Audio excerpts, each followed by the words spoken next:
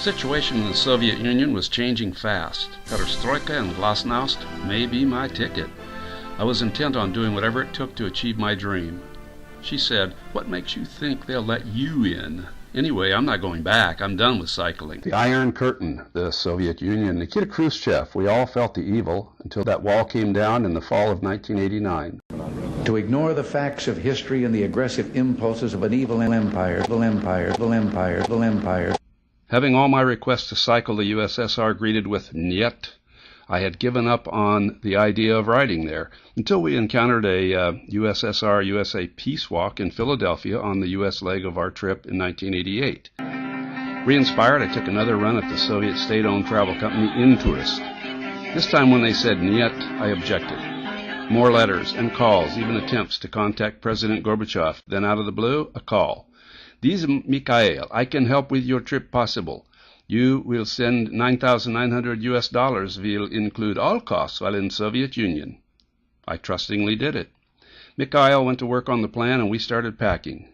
Mikhail met us at the airport in Moscow, and after he performed some magic at the immigration counter, we were instantly out the door and on the Moscow streets. She changed her mind. She wanted to cycle the USSR. Hosted by the Soviet Peace Committee, Ludmila and her son Sergei were our assigned guides in Moscow.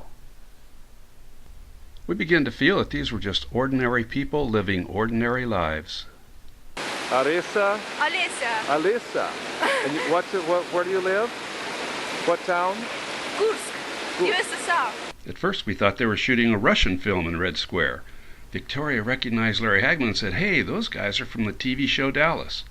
Wow, Dallas does Moscow? Right here in the heart of the Soviet Empire? Now that's glasnost. 23-year-old Dima, Sergei's friend, was chosen because he had a car and trailer. He became the tour leader.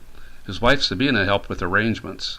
Alla would cycle with us, and Sergei would lead the way on his motorcycle. The trip became a life-changing experience for all of us. Spring weather brought a thaw to our relationship. Victoria liked exploring the unknown. The countryside, sprinkled with tiny, historic-looking villages, was beautiful. The city of Zagreb was celebrating its 500th anniversary. The value of dinara had gone down from 4,000 to $1 to 8,000 since last year. Yugoslavia was on the brink of disaster. We watched as the police roughed up a protester, then drug him away. This was shades of things to come in the Balkans. Romania was Europe's only third world country. President Ceausescu, the vice president, his wife, and 23 members of their family were in total control and had been recently re-elected. You may remember that the couple were soon unelected by a couple of bullets. The whole country reeked with the smell of poverty. Kids waited at cafes and swooped in to eat leftovers off the plates. The police were everywhere, and most had fixed bayonets. While out to dinner on our final day, they entered our room and erased all our photos, videos, and audio tapes. As an early warning system, we stacked the bikes against the door and spent a sleepless night. Our crossing into the USSR was equally clandestine. The Romanian soldiers searched our bags, then helped get our loaded bikes onto the railroad track. A train sat idling across the river. Our friend Sasha and an army general in big black boots stood waiting in the center of the trestle. "Welcome back to Soviet Union, comrades." On the 9th of April 1989, the army decided to move. They waited until nightfall. The crowd was praying.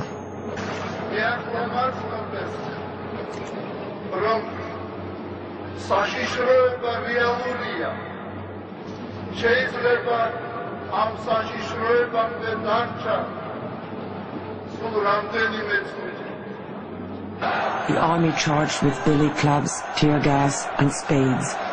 The charge was led by special attack forces who were brought to Georgia for the express purpose of ending this movement with an exemplary strike. Casualties: 20 dead and 4,000 wounded. The investigative commission made it clear that the demonstrators had been unarmed and that the population had not been informed of the curfew. War gas was used. Despite the investigation, nobody was put on trial. Я заявляю здесь перед депутатами чтобы объявили пофамильно, от чего погиб каждый. Но я заявляю вам, и мы с этим начали разбираться, ни на одном не было ни одной резаной, колотой, разморженной раны. Ни на одном. Из 16, повторяю. Не мешайте выступать.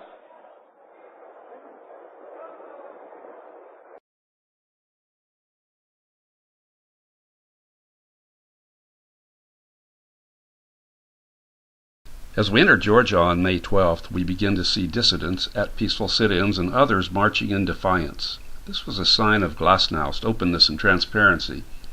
We experienced a bit of prejudice. Locals at first thought we were Russian and were surly toward us. That all melted away when they realized that we were Amerikanskis.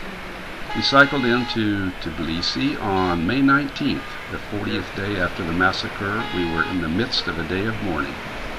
People were milling around on the grounds of the university. We didn't sense anger or frustration. There was more a mood of sadness. There seemed to be feelings of uncertainty, of wondering how this new era would affect their lives. Strange, too, we didn't sense any fear. Only sadness. The names of the dead were listed in the local newspaper. 3 o'clock on the 40th day. Everyone is standing. Horns are honking.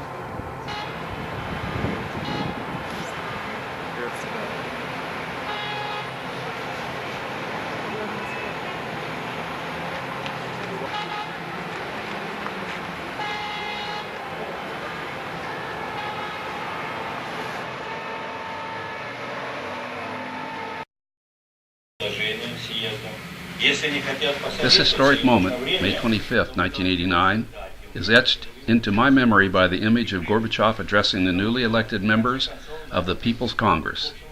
In the old system, Soviets voted for only one candidate. In March, Gorbachev's push for democratization changed that. Most elected were incumbents, but more than 300 defeated party members. There were a strange mix, including a trapeze artist, hockey player, weightlifter, even Boris Yeltsin, who would later replace Gorbachev. The most famous was Andrei Sakharov, physicist and creator of the Soviet hydrogen bomb. As a dissident, he was awarded the Nobel Peace Prize. In 1980, he was exiled to Gorky and held until 1986. Our bicycle journey, sponsored by the Peace Committee, may be partially due to his efforts.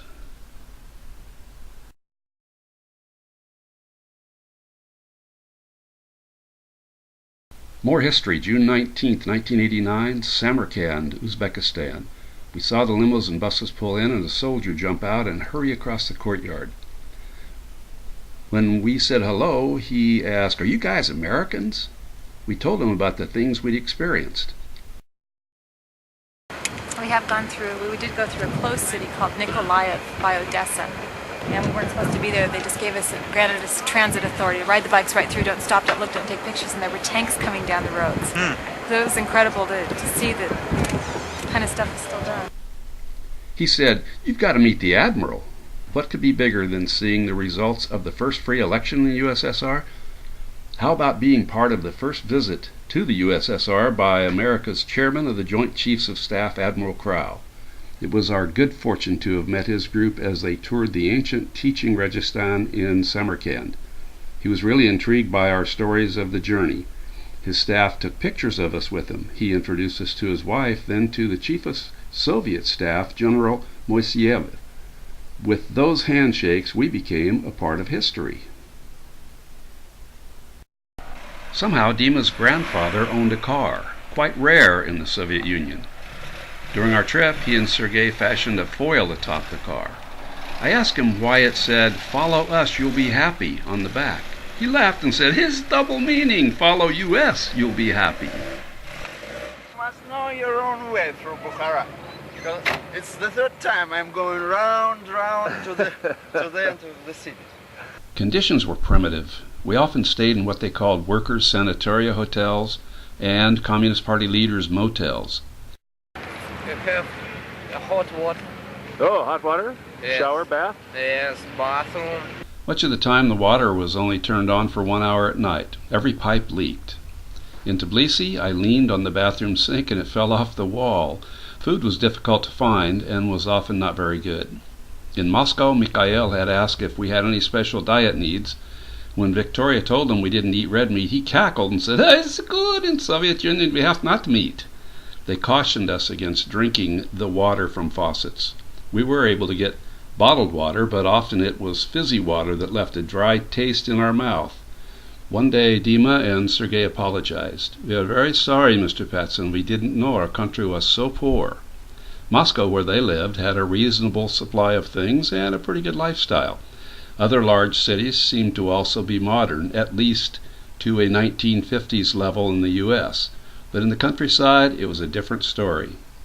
We'd gone through every climate zone, from cold in the mountains to the heat of the desert. I had a heat stroke in Uzbekistan. We were just 10 miles from the Iranian border the night the Ayatollah Khomeini died, adding to the already tense situation.